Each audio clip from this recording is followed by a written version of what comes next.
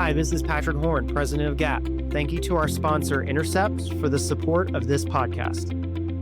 Welcome, everybody, to the CLDF GHAPP PBC podcast series. I'm Dr. Kimberly Brown. I'm a professor of medicine at Wayne State University and Michigan State University, and I'm joined by my good friend and colleague, Dr. Stephen Flamm, professor of medicine at Rush University. And the topic tonight is to talk about the importance of the impact of disease outcomes, the progression to fibrosis and cirrhosis in patients with PBC. So this is a pretty informal conversation. Steve and I are just going to be talking about some of the things that we see as hepatologists. So welcome, Steve. Thanks for joining me. Thank you so much, Kim, and hello, everybody. So I think one of the things that I know I face in clinical practice, and probably you do as well, is helping clinicians understand kind of the general concept of how liver disease progresses. And we're talking about PBC, but I think maybe helping, them understand how liver disease progresses and, from start to finish. And then we'll talk about some of the implications, I think, of when patients get to advanced liver disease. But how do you explain it to your patients? Well, Kim, primary biliary cholangitis is one of the diseases, like many in liver disease, where we don't understand it very well. Not everybody does develop advanced liver disease. And when somebody does, the rate of the development of the fibrosis is completely unpredictable. So I tell patients it's very, very important to intervene early in this disease state. It's important to follow patients very, very carefully. And I tell them that we must follow the development of fibrosis on them on a regular basis to ensure that we're not missing anything and that we are treating them as aggressively as we need to.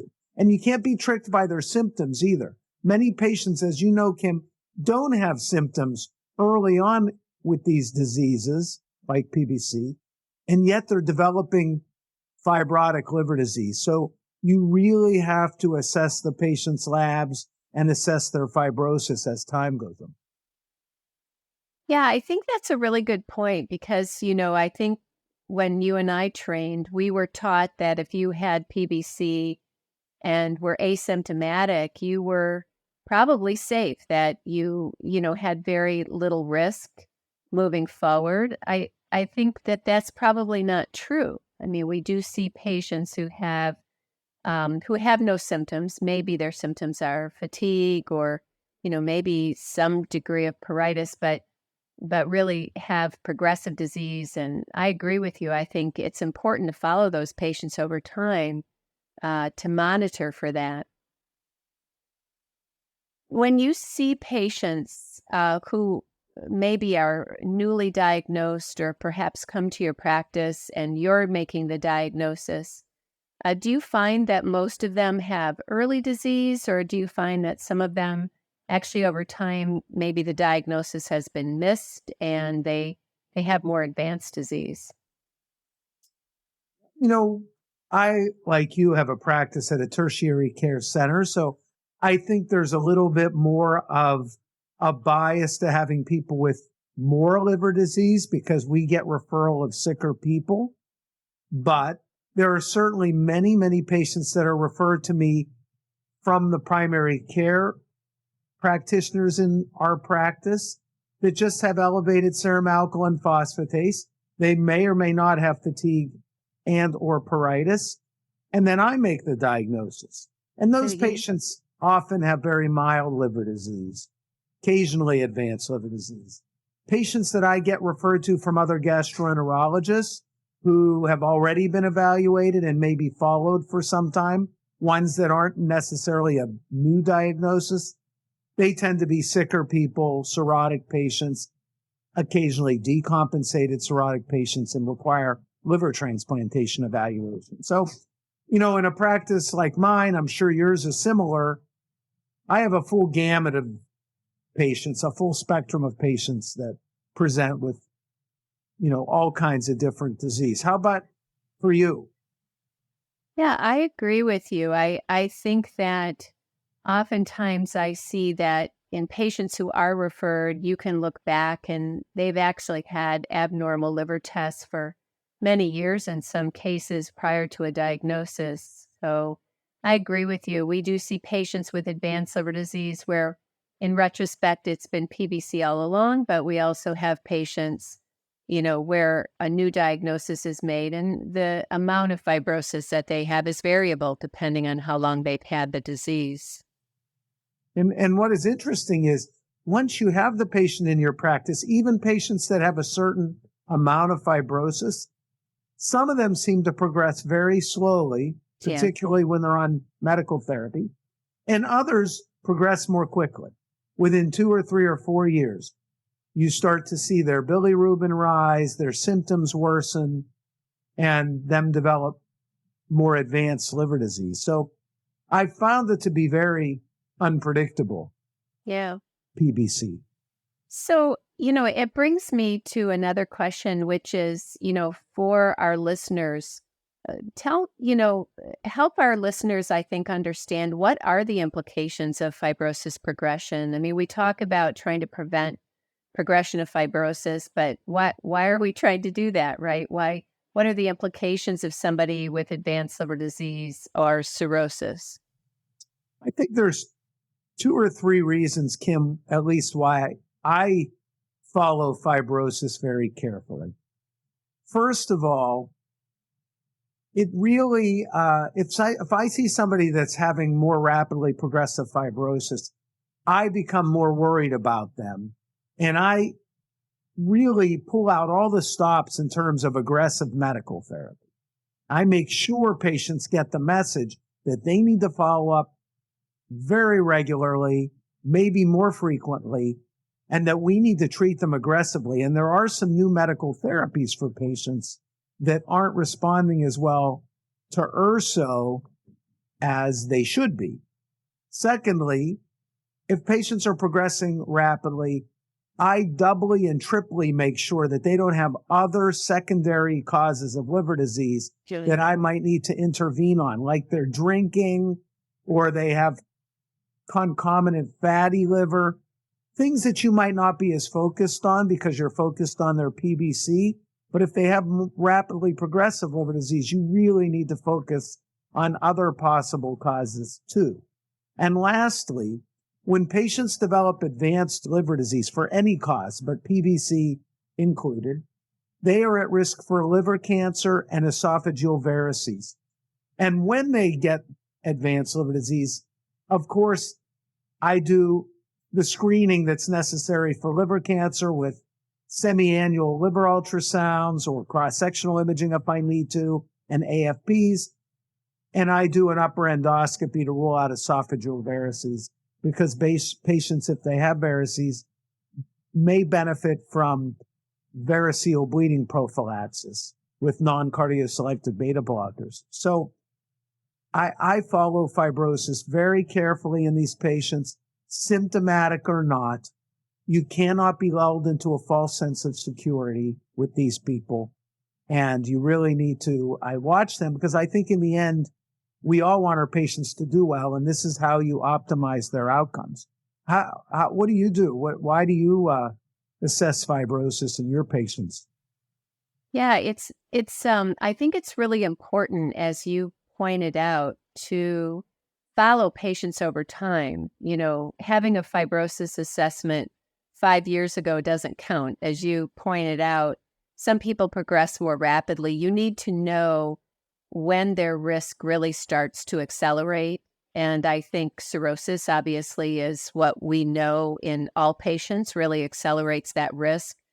Development of portal hypertension, but screening them for evidence of portal hypertension, the sequelae, the encephalopathy, the ascites, the varices, cancer, that's really important. And then, you and I are both sitting in transplant centers. At some point, these patients may need to advance to transplant considerations. So I think for all of those reasons, it's important to understand where they are, with respect to their degree of fibrosis. Absolutely. In PBC, you have to be very cognizant of bilirubin elevations. Yeah. More so than in other diseases. In the liver world, we get used to very high bilirubin levels, for instance, in alcohol-associated hepatitis, where patients have a normal bilirubin and within a month or two may have a bilirubin of 20. So we become we become numb a little bit to lower level bilirubin elevations. But in PBC, when the bilirubin just starts to rise to 2 or 3, what we would otherwise consider very low level elevations, it is very important in this population. This is a predictor for bad outcomes and bad outcomes soon. So I think the listeners should be aware of that. And when they see bilirubin elevations in their patients, they need to be very, very worried about them.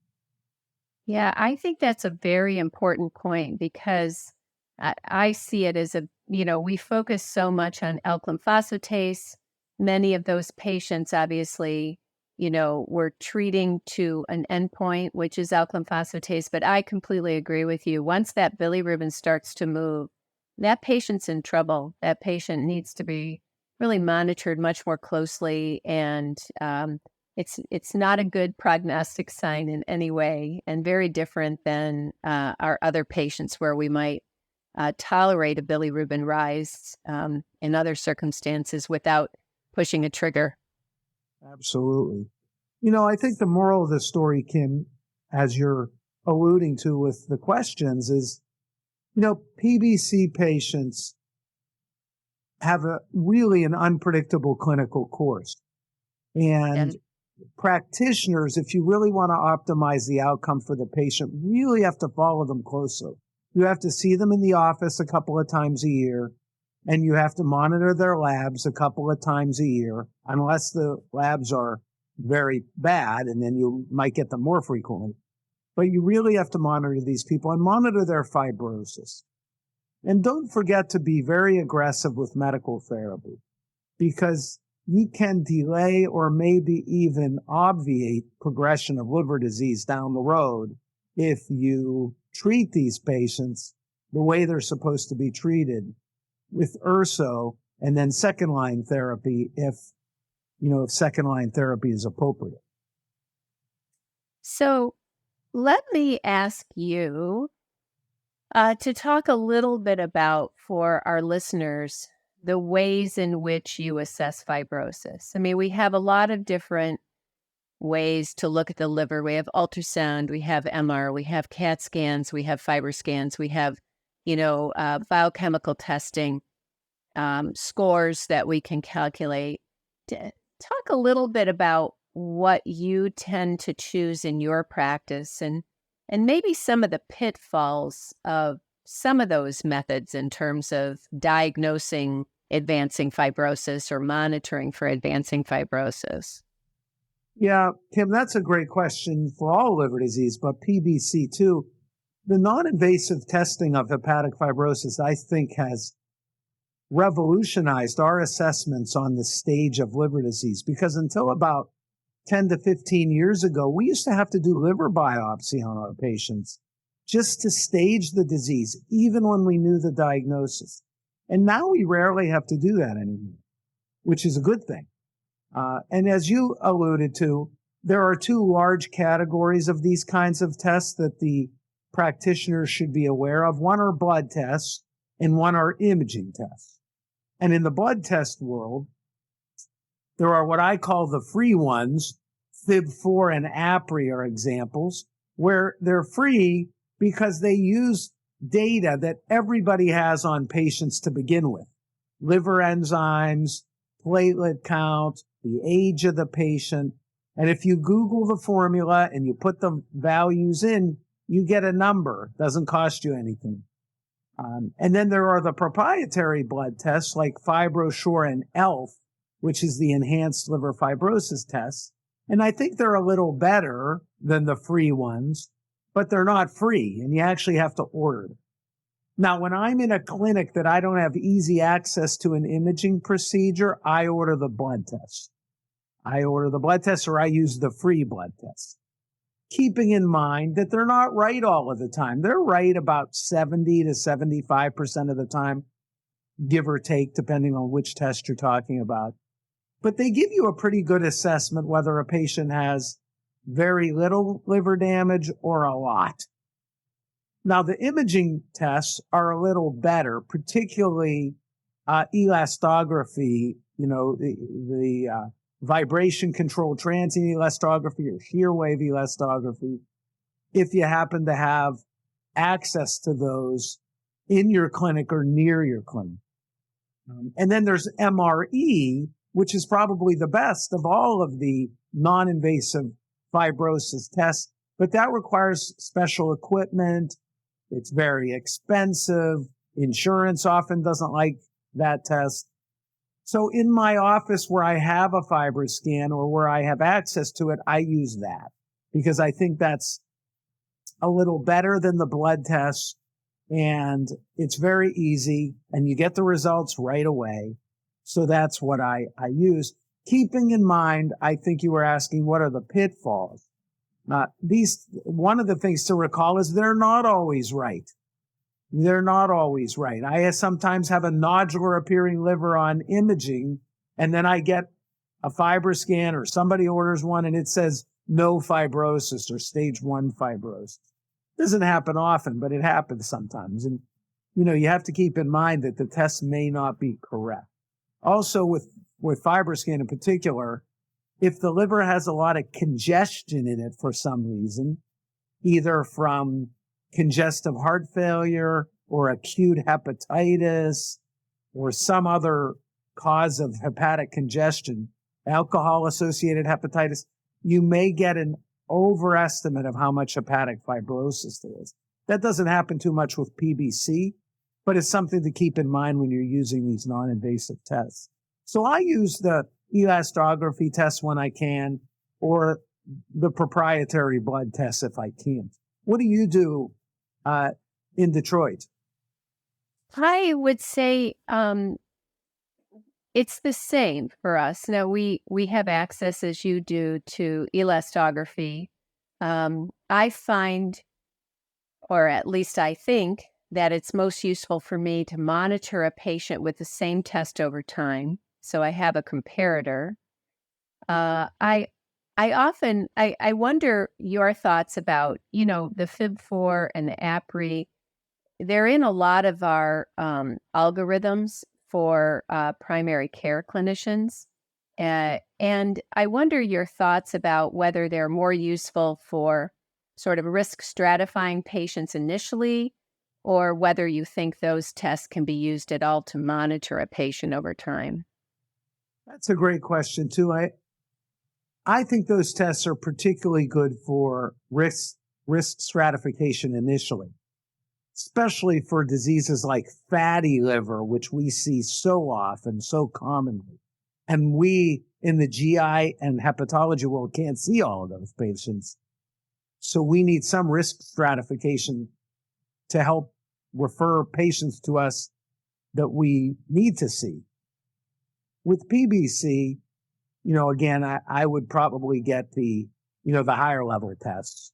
And Yeah. I agree with you 100%. You should use the same test if you can to monitor patients serially.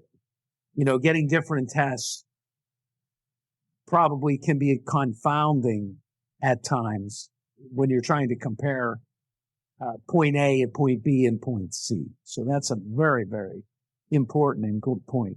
What do you use? I mean, in the liver world, I don't see FIB-4 and APRI used as much. It's more in the primary care world or at the first level. Are you guys in Detroit using FIB-4 and APRI? No, but I do, in trying to help clinicians understand how to diagnose, but importantly, how to monitor a patient, my personal opinion is APRI and FIB-4 are better for initial testing for risk stratification and not very useful to monitor a patient over time. They really haven't ever been used in that way clinically. The other thing that, I would also say is I don't think imaging is particularly helpful. Ultrasound, cross-sectional imaging for monitoring a patient for advancing fibrosis. I think they're important to monitor patients once we know they're at risk of liver cancer, et cetera. But many of those tests, and I think that's important for our listeners to understand the limitations, right? You can't, unless a patient has very advanced disease or evidence of portal hypertension, you can't do an ultrasound and exclude fibrosis, for example. So I think that understanding the limitations of those tests are important as well.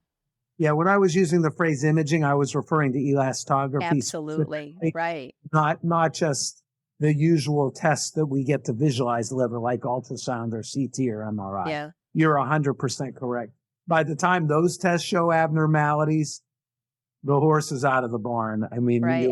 The battle is almost lost. So yes, elastography tests, what I call the imaging tests, rather than the blood tests. So, any final comments that you want to make, Steve, regarding, fibrosis progression or, the implications of cirrhosis in this patient population before we sign off? Yeah, Kim, I just think that with all a liver disease, PBC too, that you can't be lulled into a false sense of security when patients don't have a lot of symptoms, because they can progress from a fibrosis standpoint. Also, patients can sometimes progress quickly. Thirdly, really think in your mind if patients have a second cause of liver disease that you need to intervene on. Don't always get focused on what's right in front of you, like PBC. And fourthly, don't forget to screen your patients with advanced liver disease for liver cancer. There are more malpractice cases nowadays for missed liver cancer diagnosis than you can believe. And, not that we practice just to not have a lawsuit, but the point is it's the standard of care. Patients, if you miss a liver cancer that's small because you're not screening, you really have a bad outcome potentially for the patient. So I think those are my thoughts that I would like to convey to the listeners. How about you? Yeah, no, those are all really great points. I think we both are in agreement that we can't stress enough how important it is to understand the degree of fibrosis that your patient has, and very important to monitor that patient over time, given the change in risk, and also potentially the change in opportunity as new medications, new therapies become available to them. Absolutely. So, well, I just want to thank the listeners for joining us for the CLDF GAPP PBC podcast series. And thank you for joining us tonight. And hopefully we'll see you at the next podcast.